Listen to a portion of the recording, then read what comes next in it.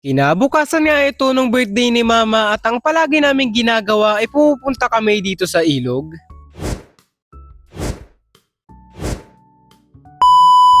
Medyo tinanghali na nga rin kami bago nakaalis kasi marami pa rin ang sikaso at nagluto pa rin naman kami. Di pa nga makaalis kasi parang may mga nakakalimutan pa rin. At dahil nga umuwi muna sila Kuya Day at si Ate Era, iniwanan na lang sulat dito. Pagkabait naman.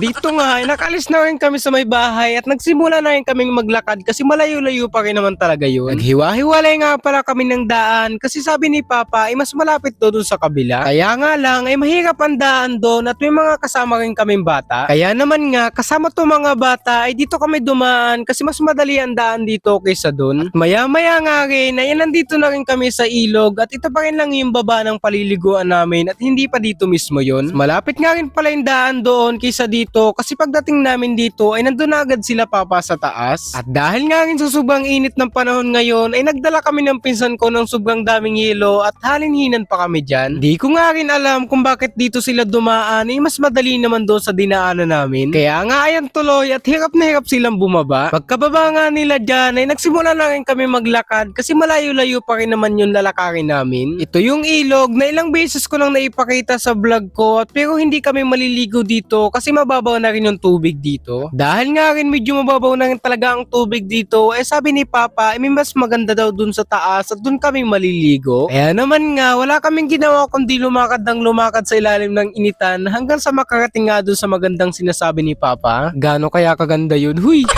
Bata na nga at batuhan ang dinaanan namin at sa wakas ay nakarating na rin kami dito sa aming pagpapahingahan. Pahingahan pa lang yan, nakakapagod na talaga. Babaw nga pala at sobrang init itong part na to kaya hindi kami dito maliligo. Katapos nga namin silang mahintay at makapagpahinga ay lumakad na rin kami kasi medyo malayo-layo pa rin talaga yung pupuntahan namin. Nakita pa nga rin kami ng kubo dito at ang sabi ko pa nga ititirhan ko kasama ko yung magiging asawa ko. Ayun!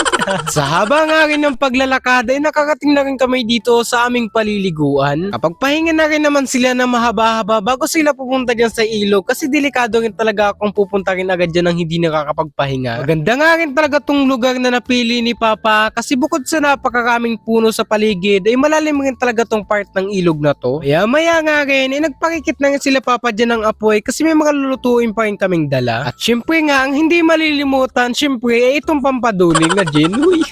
Chill-chill lang muna kami dito habang yung mga bata at ibang pinsan ko ay naliligo na.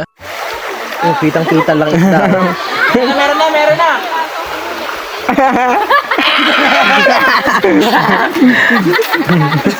Pagkatapos nga makahuli ng pain ay istay ng gin ay tinimpla lang yun talaga para mainom na talaga. Ayuy, napakatakaw naman. Di naman din talaga ako nagpapakalasing ng masyado lalo na ngayon at malayo-layo ang lalakarin. Bandang hapon na nga rin ito at may kanya-kanya ng usapan at kanya-kanya mga pwesto. Nag-ipon-ipon na rin kami dito kasi medyo nagsasawa na rin sa pagbababad sa tubig. Kaya maya nga rin ay uuwi na rin kami kasi maglalakad pa rin naman kami pa uwi ng malayo-layo. Uubos na rin lang nila yung alak kasi mamaya ay uuwi na rin kami. Alas 4 na nga rin nung nakatapos sila at naghanda na rin kami ng mga dadalhin namin at pauwi na rin kami. Pinaahon na nga silang lahat dyan sa tubig kasi mamaya-maya ay maglalakad na rin kami pauwi. Nakataas na nga rin kami dun sa ilog at tingnan nyo naman may kasama kaming lupaypay. Dahil nga ay malayo-layo na rin ang nalakad namin ay nagpahinga muna kami dito bago ulit lumakad. Nandito na nga rin lang kasi tinatamad na rin talaga ako mag-video dito kaya maikli na lang. Yun lang, bye-bye.